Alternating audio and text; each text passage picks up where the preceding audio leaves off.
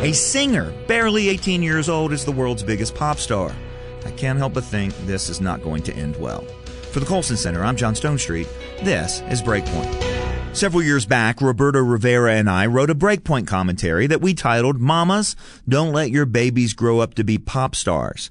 In it, we bemoan the sad fates of so many young kids who, after growing up in Christian households, spiraled into stardom and then out of control. At the time, we were talking about people like Justin Bieber and Miley Cyrus. If I were writing that same commentary today, I'd change the title. Instead of Don't Let Them Grow Up to Be Pop Stars, it would say, Don't Deliberately Turn Them into Pop Stars either.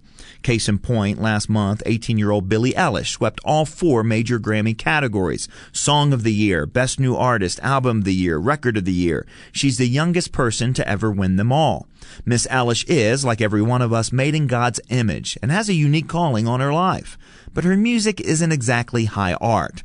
Though she has an impressive voice, this is no Mozart sitting down at the piano at 4 years old. Most of her songs consist of mumbling explicit lyrics over heavily synthesized backtracks.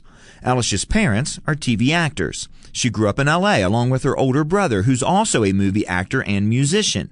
They were homeschooled, but not in some sort of classical conversation sort of way.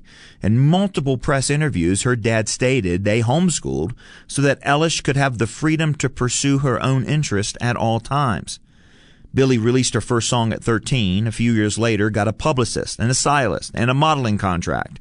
According to BuzzFeed News, she then signed on to a talent management company that specializes in, quote, crafting a whole persona and distinct aesthetic for up-and-coming artists. In other words, it's not exactly accurate to say Eilish was discovered. It's more like she was invented. And it gets darker. Eilish's so-called aesthetic, which was meticulously designed by industry professionals, is downright creepy.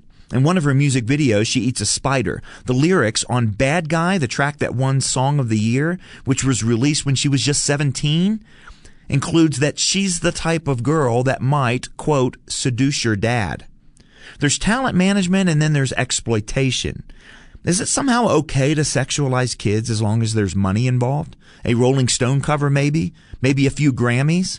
If success in today's music industry is really mostly marketing and not so much talent, can we at least leave that to consenting adults? Ours is a culture that increasingly views children, if not as burdens, then as consumer products.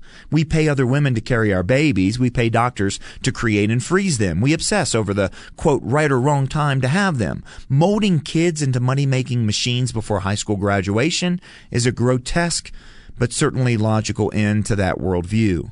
Children are not a means. They are ends in and of themselves. While God grants us joy in bringing them into the world, we bear and raise them for them, not as a means for our own personal fulfillment, and certainly not in order to remake them into our own image. How many so-called child stars must spiral into dysfunction?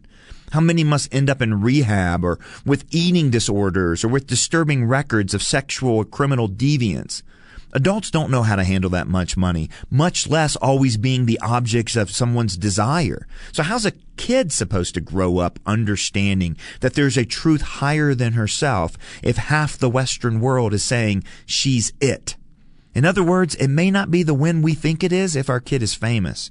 Even if a toddler is the next Mozart, it's far better for them to see the eternal meaning in their gifts from God and for the good of the world than if millions of people know their name.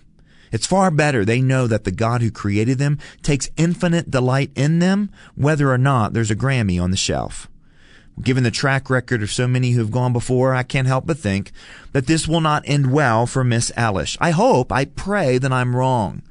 But in the meantime, parents, please, don't let your babies grow up to be pop stars. Even more important, don't force them to become pop stars. For BreakPoint, I'm John Stonestreet.